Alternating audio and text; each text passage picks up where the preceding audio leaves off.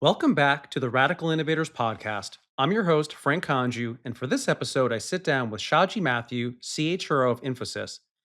Throughout our conversation, he shares insights from his 30-year career at Infosys, why he approaches HR like a business function, and how his team is redesigning work, reskilling teams, and transforming its culture in the era of AI. So let's dive in with Shaji Mathew.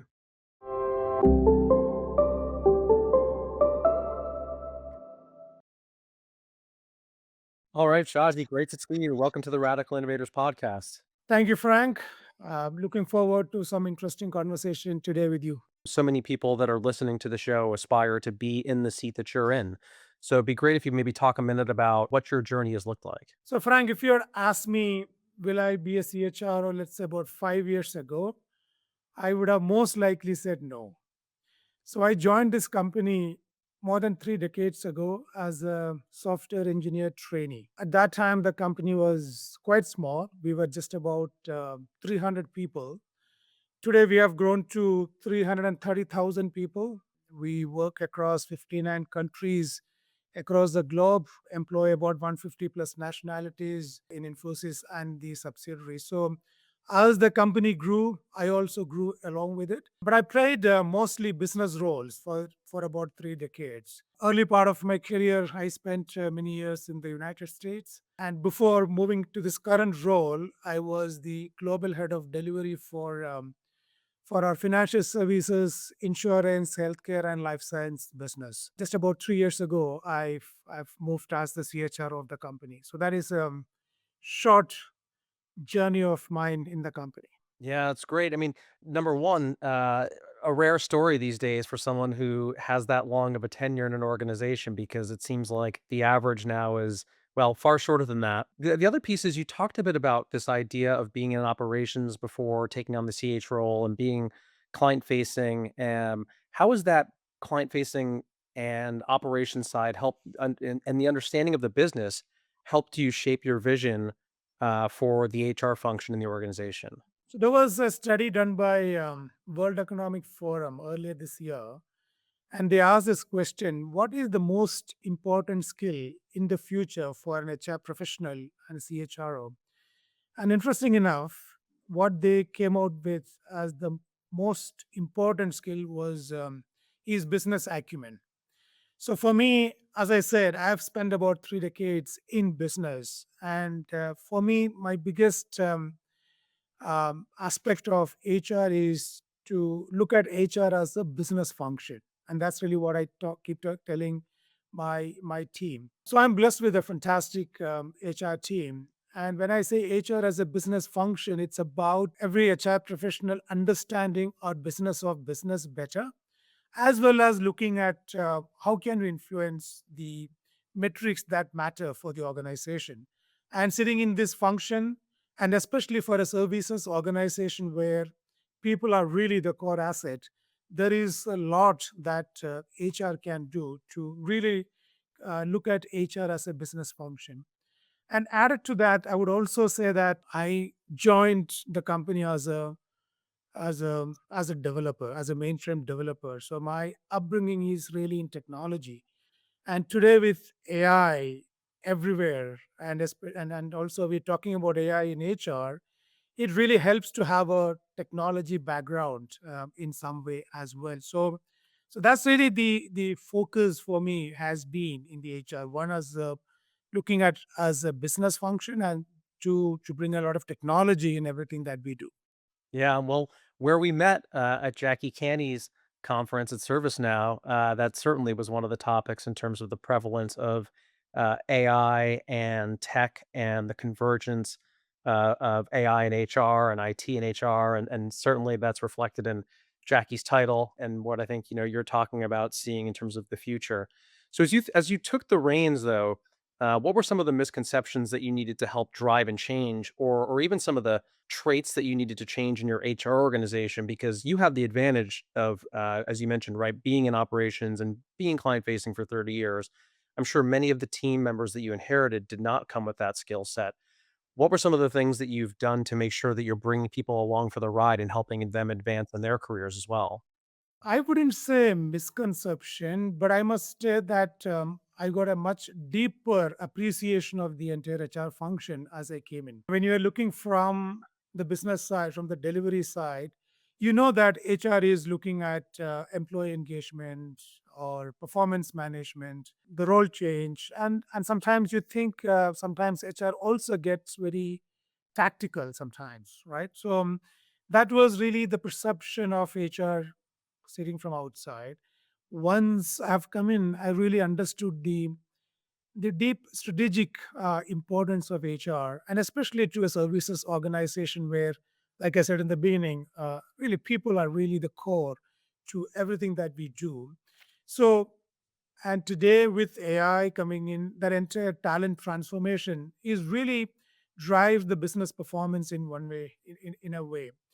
And then HR has got a significant role to future proof the organization from a technology disruption, or even to look at developing the future leaders so that who can take the organization to the years ahead, looking at the succession planning and all of that. The other importance is really the culture of the organization.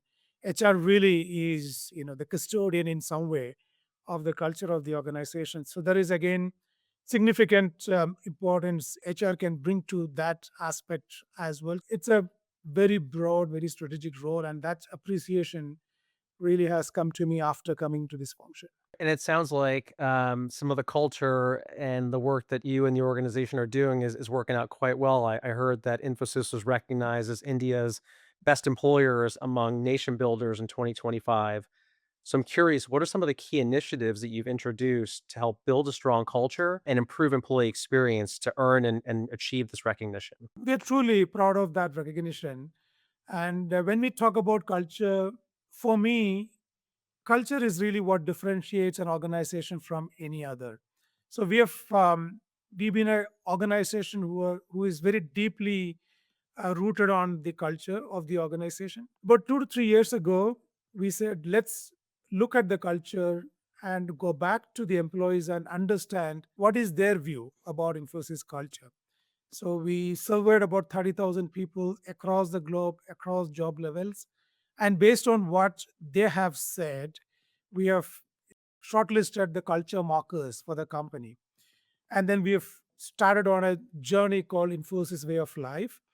And it has made some significant progress to the culture index in the company. I mean, we measure our culture in the company through this culture index. So in the last 2 years, we have made some significant progress through this Infosys Way of Life campaign that we have been running. When you talk about the nation builder part, there are few couple of other aspects also I would mention. One is about the training and enablement we do for a large number of people. So we have a foundation training program that's available in the company in our global education center. So this is a center which can train about 14,000 people at any given point in time, and it's completely residential. In the last 2 decades, we would have trained about 350,000 plus people. Some of them are still with Infosys, and many would have become good talent for many other organizations across the globe. And it's not just about the foundation program; it's also the continuous training and learning that we have in the company. We have a platform called Lex, which is our digital training platform. The same platform we also use from a social responsibility perspective to impart training to cross section of people. Today we have over 10 million people who are registered on this platform across the globe. Uh, so that is another way of building building building the nation. And the other aspect I would mention is also the sustainability effort. So we've been a carbon neutral company for the last 6 years. Today we have a target to become climate positive by 2030. So these are some of the aspects which really have helped us to get that recognition that you mentioned. Congratulations on all the efforts and look forward to seeing how that progresses towards your 2030 goals. You mentioned earlier on the importance of and the convergence of understanding the business, evolving with where the world is going in terms of AI, And I'm curious, what are you doing to champion the human and AI collaboration at Infosys? That's a big part of the work that we are doing these days. So we look at the AI fluent workforce from a spectrum of consumers of AI, integrators of AI, and creator of AI. So everybody in the organization is a consumer of the AI, whether it is a software developer who is using a GitHub Copilot to code the program, for a recruiter who is using AI to find out the profile which is the most suitable one. So everybody is a consumer of AI. Now, the integrators of AI are the ones who develop AI solutions for our clients or for our own purpose. And the creators of AI are the ones who develop our own small language models, fine tune it, and so on and so forth. So as you can imagine, the enablement and the training requirement for these three kinds of people are quite different. So therefore, we have designed training program to enable them at a different levels, and we call it as AI aware, AI builder, AI master. So that was one of the first thing that we have done to understand what are the various levels of enablement that is required and impart that training program to the cross section of the people. So today, 275,000 of our people are AI aware certified. So that was one of the big part of the transformation, the talent transformation that we've been on. We also looked at our career architecture to see what is required in the new human plus AI paradigm. The first thing that we realized is that we need much more deeper expertise compared to what it used to be in the past, domain expertise, technology expertise, etc. So therefore, to accommodate that, we are now re-architecting our career architecture, number one. Number two, we are looking at every role in the company and then seeing what will humans do, what will AI agents do, and therefore, again, redesigning those job descriptions. The third thing, of course, there are some new roles; those are being created because in this in the new context of AI. So that's the other part that we're looking at. How do we redesign our entire career architecture, introduce new roles, and all that? The third thing that we are doing is really looking at building a culture which is very conducive to this kind of a transformation, because we are looking at significant transformation across the board, and it's important to create an environment where our people are willing to experiment. They have that psychological safety to experiment with these new technologies. And the fourth aspect is also to bring in a responsible AI framework into everything that we do, because whatever we do with AI, we need to be able to have an explainability. It has to be completely under the responsible AI framework. So these are the four broad aspects that we are looking at when we do this human plus AI collaboration and the talent transformation journey that we've been on. I'm just curious around, are there specific roles that you either started with or you said these are the most critical roles to effectively pixelate? So say, here are the aspects of a role that can be done better by AI, of which frees you up to be a better at the things that are done by a human. Is there one profile where you've either seen significant ROI or that you're saying like we believe this is the right area to start, or are you trying this more broad based? Just curious what approach you took. Looked at various service lines or service units in the company, and each of this will have its own uh, career architecture. So and then look at various roles within that career architecture to see for that particular service line, what would AI agents do, what would humans continue to do, and that we are doing across the spectrum. So there are changes that's happening to pretty much every role in the company, and like I said, we are also introducing some new roles which are required in this new context. So I know Infosys has deployed some AI powered coaching tools like Navi and Zoe. I'd love to understand how these tools are specifically designed to provide both empathetic support and personalized mentorship and scale. And then I'm curious also, how do you actually measure the impact of those tools? So Navi is our AI assistant for every person in the company. Now, Navi can take different personas. Navi can act as an advisor. Navi can act as an assistant. Navi can act as a friend. So, as an assistant, for instance, if you have a specific query about some of the policies or your benefits or any of those, you could ask and Navi will give you the answer. Or if you want Navi to do certain transaction for you, for example, if you want to apply for leave, you can ask Navi to do that for you, and Navi will apply the leave for you. And we keep adding more and more transactions and capabilities on Navi as we progress. As an advisor, if you are in a particular job, you have a certain skill set, and you want to take another role in the company, now we can help you with what path you want to take. What are some of the experiences that you need before you take that role? So now we can advise you on that particular journey. Or as a friend, it can also give you nudges. Say, for instance, Navi may recognize that you have not taken leaves maybe for a few weeks or a few months. It could nudge and tell you, why don't you take a few days of leave, right? So it can take a different personas based on the context in which you are operating. So this is really the personal assistant for every person in the company, and we keep adding more and more capabilities into this. We used to get a few 100,000 queries from employees across the globe on various aspects, policy matters and otherwise. Today, we have cut down that by more than 50%. So that is one way of measuring the impact of it. The other way of the measuring is that when you call up a help desk and ask for any response, it actually takes a lot more time than just opening the personal assistant and ask the question and get the response instantaneously. So it is a better productivity tool, as well as it improves the experience of the employees. The other one is the Zoe, which is our learning assistant. Here, the intent is to bring personalized learning experience for every person in the company. When you have 330,000 people across the globe, it's almost impossible to give a personalized training or a learning experience. But today, with technology, we are able to bring a lot more personalization into the learning experience.